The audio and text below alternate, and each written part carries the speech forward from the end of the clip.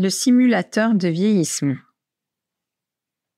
Se mettre dans la peau d'une personne âgée, ou plutôt dans ses muscles et dans ses articulations, aujourd'hui, c'est possible.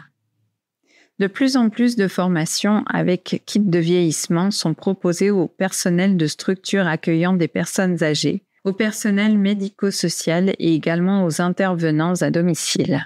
On retrouve des kits de vieillissement jusque dans les transports en commun. En effet, quoi de mieux pour se rendre compte et surtout comprendre les douleurs et les difficultés que peut ressentir une personne âgée dans son quotidien, même pour exécuter les gestes les plus simples. Ce qui m'a le plus frappé en utilisant le kit lors de formation, c'est l'adoption des comportements des personnes âgées par les stagiaires, témoigne Marianne, formatrice dans les Alpes-Maritimes. Elle nous explique.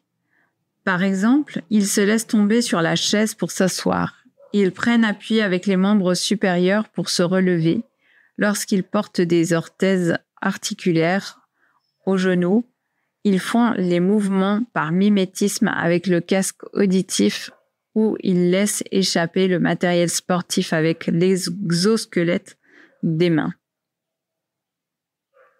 Les kits de vieillissement qui sont commercialisés sont en général très complets. Ils peuvent se composer de un casque auditif qui modifie l'écoute et l'attention, des lunettes qui simulent des pathologies de l'œil, cataracte, démêlat, glaucome, hémianopsie, rétinopathie, diabétique et décollement unilatéral de la rétine.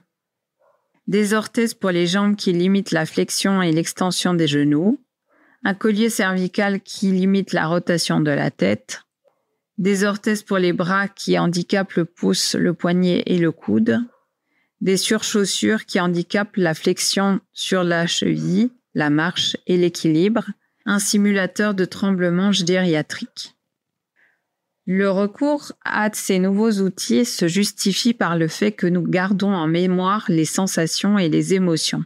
Les stagiaires qui les essayent se souviendront donc de leurs sensations lorsqu'ils côtoient des personnes âgées. Marianne nous indique qu'après le passage par le kit de vieillissement, lorsqu'elle demande aux stagiaires de proposer des exercices à faire par des personnes âgées, les propositions sont beaucoup plus adaptées. Avant, les exercices proposés étaient régulièrement trop faciles ou trop difficiles pour le public visé. Pour Marianne, le simulateur de vieillissement est une vraie plus-value pour la formation. Et de conclure, pouvoir faire vivre les exercices aux stagiaires est intéressant, mais les mettre dans les conditions physiques des personnes âgées qu'ils accompagnent est bien plus réel et concret.